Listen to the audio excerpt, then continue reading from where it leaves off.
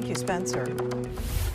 After a year into a temporary change in ambulance staffing, ambulance response times in Multnomah County are improving. However, paramedics warn that despite faster response times, there are growing issues about the quality of care.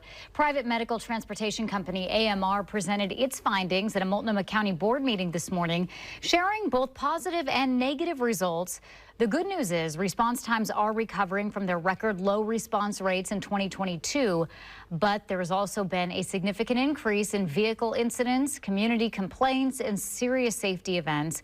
Paramedic staffing is also decreasing and is now lower than the start of the settlement agreement from last July.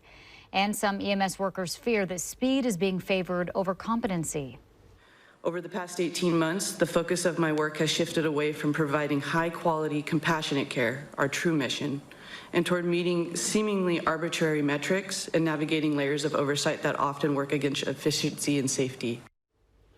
The board responded to these results by saying if they're forgiving fines previously issued to AMR, then a new balance must be reached in the quality of training for staff as well as faster response times.